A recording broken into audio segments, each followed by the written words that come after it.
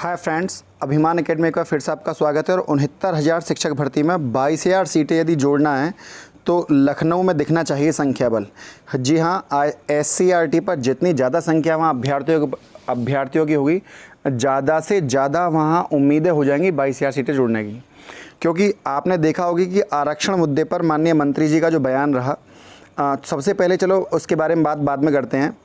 सबसे पहले जो अभ्यर्थियों ने देखिए, एक बहुत बड़ा संख्या बल देखने के लिए मिला आज लखनऊ, और जिसकी वजह से बहुत सकारात्मक चीज़ें निकली।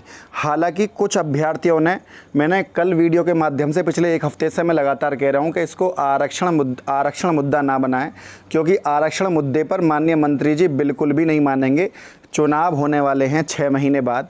आप किसी मंत्री से ये कहो कि आपने आरक्षण का घोटाला किया, भले ही उसने किया हो, तो क्या वो उसको मान लेगा? भाई, उनको चुनाव में जाना है तो वो आप उनसे ये कैसे कह सकते हैं कि आपने आरक्षण में घोटाला कर दिया? उधर 5844 सीटें ज़्यादा हैं या 22,000 में से? देखिए, 36,000 सीटों में से अभी मैं आपको एक बहुत मोटा आंकड़ा बता देता हूँ। ये आप शायद समझ भी पाएंगे। इसमें कोई बहुत बड़ा मैथमेटिक्स नहीं लगाना आपको। लगभग 36,000 सीटें थीं जो कि जनरल कैटेगरी के लिए से थीं, ठीक है। अब 34,000 35,000 मानकर चलिए। उसमें से UR कैटेगरी का सिलेक्शन कितना हुआ? 20,000 का। क्यों? क्योंकि जो OBC SC का बच्चा है वो ओवरलैपिंग करके गया, क्योंकि वो जनरल की सीटें नहीं थी, वो अनरिजर्व कैटेगरी की थी, तो उसमें जनरल सेलेक्ट हुए 20,000। अब आप मुझे बताइए कि 69,000 में से 20,000 बच्चा सेलेक्ट हुआ है, तो 70,000 में से यदि 20,000 का आप अनुमान लगाएंगे तो उसी हिसाब से जो 22,000 सीटें हैं उसमें से जनरल कैटेगरी का ज़्यादा से ज़्यादा कितना बच्चा सेलेक्ट होगा?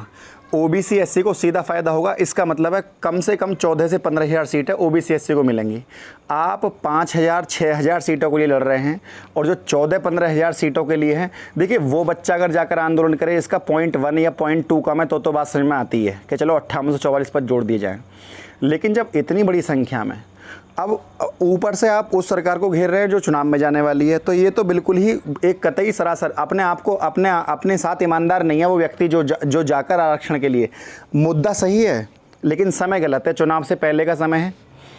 मैं भी समर्थक हूँ इस बात का कि यदि किसी के साथ गलत हुआ है, मैं तो ये कह रहा हूँ 22,000 में 5844 पद और जोड़े जाएँ, ठीक है, ये मुद्दा समझ में आता है। लेकिन ये नहीं है कि आप इतनी बड़ी संख्या केवल आरक्षण के लिए इकट्ठी हो और 22,000 सीटों के लिए ना हो।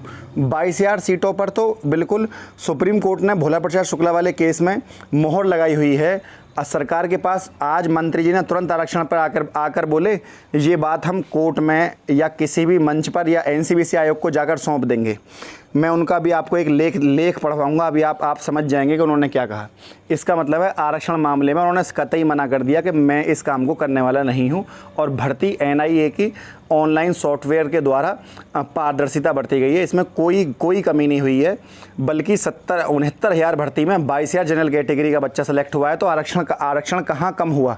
तो ये उनका कहना है कि आरक्षण किस आधार पे कम हो गया, और ये बात बिल्कुल धरातल पर सटीक उतर रही है, क्योंकि सिलेक्शन जो हुआ है 20,000 का हुआ है। तो जबकि लिस्ट भी जारी कर दी गई है, आज लिस्ट भी जारी कर दी गई है, आप लिस्ट को देख सकते हैं, उनको गिन सकते हैं कि जनरल कैटेगरी का बच्चा उसमें है कितना। लेकिन चलो ये बात तो उन्होंने दबा दी आरक्षण की, लेकिन 22,000 मुद्दा होता तो वो उसको दबा नहीं पाते। आज इतनी भीड़ यदि 22,000 के लिए जुड़ी होती, और लखनऊ में 22,000 के लिए जो भीड़ जुड़ रही है वो अलग है। हालांकि एक रोज से जो धरने का 13वां-14वां दिन चल रहा है, रोज से थोड़ी ज़्यादा भीड़ थी आज। लेकिन जैसे ही बच्चे कह रहे थे हमें चाहिए 22,000, हमें चाहिए 22,000, पीछे से कुछ अभ्यर्थी कह रहे थे हमें चाहिए आरक्षण, तो मतलब 22,000 मुद्दे को भी दबाना चाह रहे थे। तो ये गलत है, आप अपने ही पैर पे कुल्हाड़ी क्यों मार रहे हैं?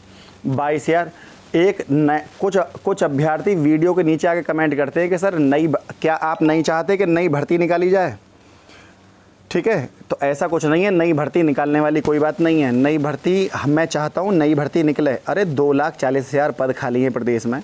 2,40,000 पदों में से यदि कुछ पद 22,000 सीटें जोड़ भी दी जाए, वो भी क्वालिफाइड कैंडिडेट्स को, जो कि उनका अधिकार है, तो कौन सा नई भर्ती पर कौन सी आँच आ रही है? आप 1.5 लाख भर्ती निकलवाइए, प्रदेश में पदों की कौन सी संख्या कम है? माननीय जो हमारे ऐश्वर्या भाटी मैम है, उन्होंने खुद कोर्ट में जाकर कहा था, तो ये बात अपने आप में जो है समझने वाली है। देखिए बड़ी संख्या में भीड़ आज उपस्थित हुई। 22,000 के मुद्दे को लेकर, और एक बड़ा आंदोलन वहाँ पर देखने के लिए मिला।